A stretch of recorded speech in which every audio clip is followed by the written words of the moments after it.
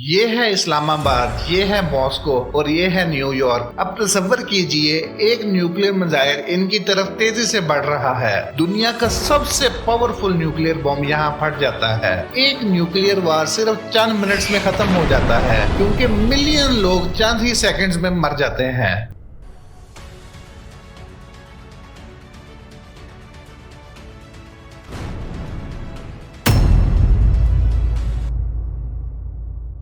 दोस्तों, न्यूक्लियर वार आज के दौर में एक साइंस फिक्शन नहीं रहा बल्कि आज के दौर में एक प्रोबेबल हकीकत बन चुका है। दोस्तों, ये न्यूक्लियर वार सिर्फ दुनिया के लिए नहीं बल्कि पाकिस्तान के लिए भी है। इस साल ट्रंप ने पेंटागन को न्यूक्लियर वेपन्स टेस्ट करने को कहा। इस साल पुतिन ने कहा कि वो यूक्रेन वार में तमाम मुमकिन ऑप्शन कंसिडर करेगा। ओपनहाइमर, जिन्होंने न्यूक्लियर बम बनाया था, कहते थे, now I become death, destroyer of the world. Now I am become death, the destroyer of worlds. 16 July 1945 new Mexico में पहला न्यूक्लियर डिवाइस एक्सप्लोड हुई। इससे मिलियंस ऑफ लोग मरे और शहर के शहर तबाह हो गए। आज ट्रंप और पुतिन दोनों के टेबल पर रेड बटन है। जैसे ही ये बटन प्रेस होगा पूरी दुनिया राख बन सकती है। दोस्तों, आज की वीडियो में हम समझेंगे कि एक न्यूक्लियर वार के बाद दुनिया में क्या होगा। दुनिया के कौन से कंट्रीज के पास न्यूक्लियर वेपन्स हैं। अगर इस दुनिया के तमाम न्यूक्लियर वेपन्स एक साथ फट जाएं तो क्या इंसानियत सर्वाइव कर सकती है।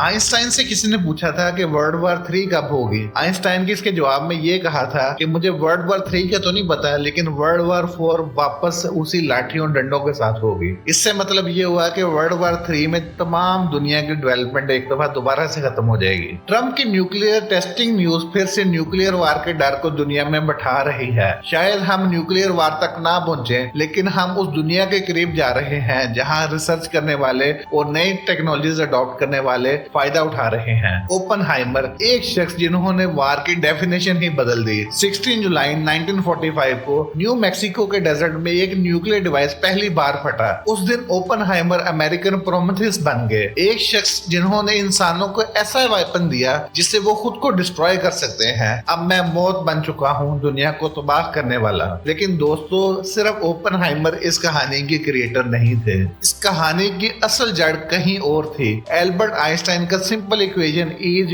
mc²। ये सिंपल फॉर्मूला अनलिमिटेड पावर रखता है। ये आइडिया के मैस और एनर्जी एक ही चीज है, सिर्फ अलग फॉर्म्स में है। मतलब कि आपके आसपास पत्थर, पानी, हवा या आप खुद। मार्शल आइलैंड के केस भी याद रखिए। 1946 से 1958 में अमेरिका ने 67 न्यूक्लियर बॉम्ब टेस्ट किए। कैसल ब्रावो 1954 में expected 5 megaton, results 15 megaton. Island पूरा कंटेमिनेटेड हो गया, लोग डिफॉर्मेलिटीज के साथ पैदा हुए। ये सब साबित करता है कि छोटी जगह न्यूक से कितनी तबाही हो सकती है। अब जरा तसव्वुर कीजिए, अगर पूरी दुनिया के न्यूक्स एक साथ एक्सप्लोड कर जाते हैं तो क्या होगा। दुनिया में सबसे ज्यादा न्यूक्स रशिया के पास हैं जो कि लगभग 5880 हैं और अमेरिका के पास 5044 के आसपास हैं। चाइना के पास 500, फ्रांस के पास 290, यूके के पास 225, इजराइल के पास 90, नॉर्थ कोरिया के पास 50, इंडिया और पाकिस्तान दोनों के पास मिला के 170 के आसपास न्यूक्स है।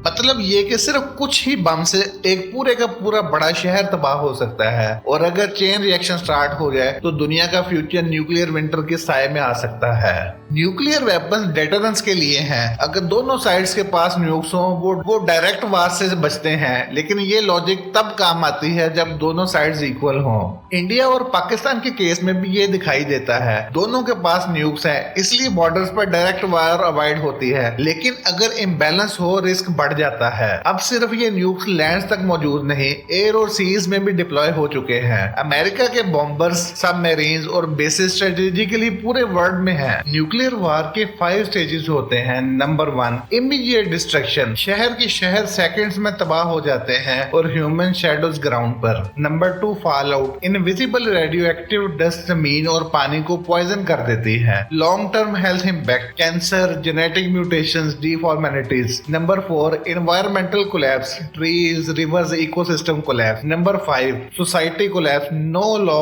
No order, money worthless, basic resources priceless. दोस्तों, विंड और रेडिएशन बॉर्डर्स नहीं देखती। अगर इंडिया और पाकिस्तान के बीच न्यूक्लियर ब्लास्ट हो जाता है, फॉल आउट सिर्फ उन्हीं ही तक महदूद नहीं रहेगा, बल्कि नेबरिंग रीजन और पूरी दुनिया को इसका इफेक्ट होगा। कुछ एक्सपेरिमेंट्स के मुताबिक ये बात शो हुई है कि अगर सिर्फ 100 न्यूक्लियस यूज हो जाएं, तो ग्लोबल टेम्परेचर 5 डिग्री तक ड्रॉप हो सकता है। न्यूक्लियर विंटर से एग्रीकल्चर, ट्रेड और ह्यूमन सर्वाइवल बहुत मुश्किल हो जाता है। दोस्तों, टेक्नोलॉजी और नॉलेज के बावजूद न्यूक्लियर वार में ह्यूमैनिटी सबसे बड़ा लूजर है। सिर्फ साइलेंस, फियर और डिस्ट्रक्शन बचता है। सबसे पावरफुल वेपन मिसाइल नहीं, बल्कि पेशेंस, डायलॉग, वेरिफिकेशन और पब्लिक प्रेशर है। हर ट्रेटी, हर फोन कॉल जो वार को पोस्टपोन करे, एक जनरेशन को जिंदा रखता है। दोस्तों, इस दौर में भी लीडर्स को रिस्पॉन्सिबल रहना चाहिए। न्यूक्लियर वेपन्स को सिर्फ सेल्फ डिफेंस के लिए रखें, एस्केलेशन के लिए नहीं। दोस्तों, ओपनहाइमर के वर्ड्स याद रखिएगा, now I am become death. हम कह सकते हैं now we will choose is equal to MC square ने दिखाया है कि मैटर एनर्जी बन सकता है। अब हम डर को करेज और नॉलेज से बदल के ह्यूमैनिटी को सिक्योर कर सकते हैं। इंसानियत का फ्यूचर रेड बटन पर नहीं, बल्कि हमारी मिलियंस छोटी, बोरिंग लेकिन पावरफुल डिसीजंस पर डिपेंड करता है।